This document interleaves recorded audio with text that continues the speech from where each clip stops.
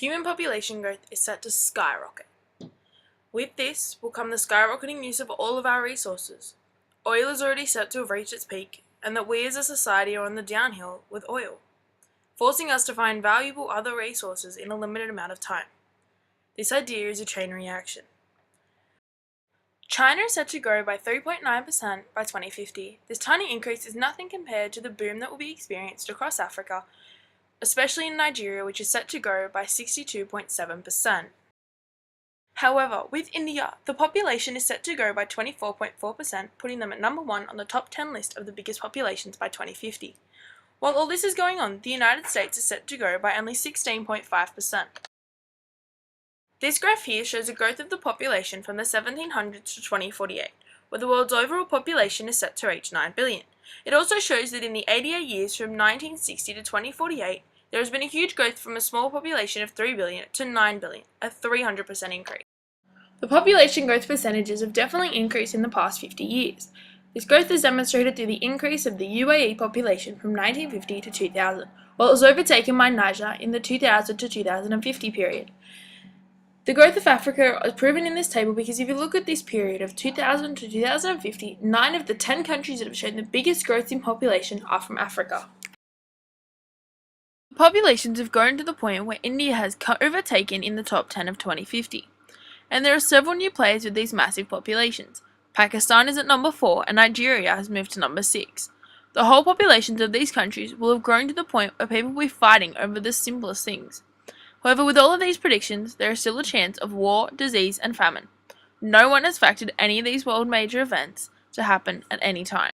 As a young adult, I know that I want to have a future where I can plan a family without having to worry about food, oil, and even the agriculture. I understand that places such as China have a one-child policy, which is helping to slightly control the population. However, what about the rest of the world? How is anyone going to slow down the increase of 20.7% of the world's population with no control methods in place?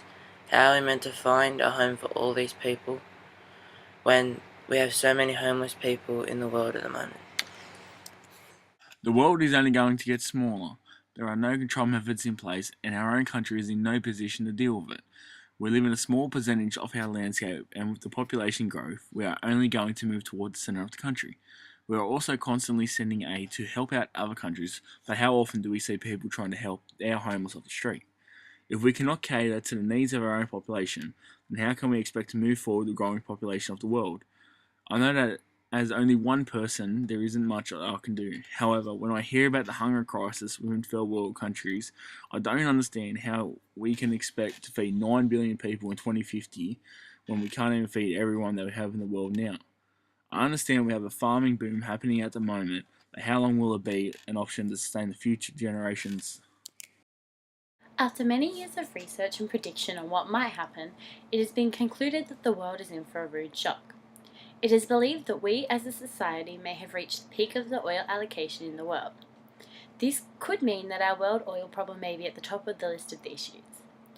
Well, with 4.2 people born every second and 1.8 people dying each second, so that is a gain of 2.4 people every second, 144 people per minute, and over 8,500 people per hour. That's the whole population of Penrith in just over an hour. Another issue that we are already having is the idea of having no aquaculture. I bet you didn't know that we have overfished our world's oceans to the point where 7 of the top 10 marine species have been fished to the point of exploited fully or overexploited, leaving many places with fish numbers that they have not been able to recover from.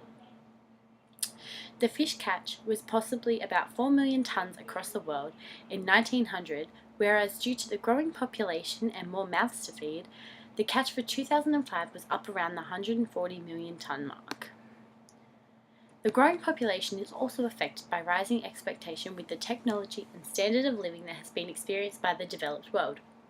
For example, the luxury of having cars has had an immeasurable impact on so many facets of the world. In 1900, there were just 20,000 cars in the world. In 2002, there was a huge increase to 800 million, and it is expected to be at 2 billion across the world by 2030.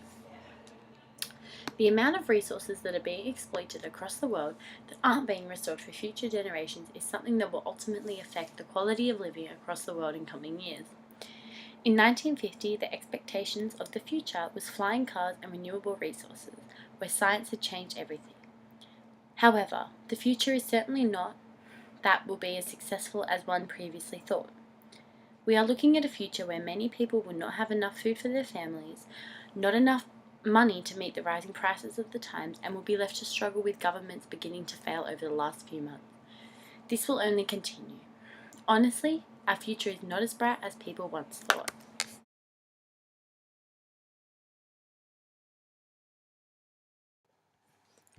We live in a political system where a week is considered an awfully long time. So much of the political and media attention is only focused on the short term, whether they be goals, achievements, or even the futures. No one looks at the bigger picture.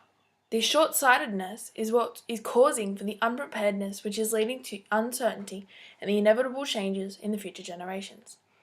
By looking at the population growth, hopefully some solutions to the problems such as feeding the world, and figuring out what will be done about huge population booms that is expected across Africa will be thought of and will allow for future generations to have the same quality of life that we now share with 7 billion people. Ask yourself, where would you put the next 2 billion people? Well, you have 37 years to think about it, so act fast.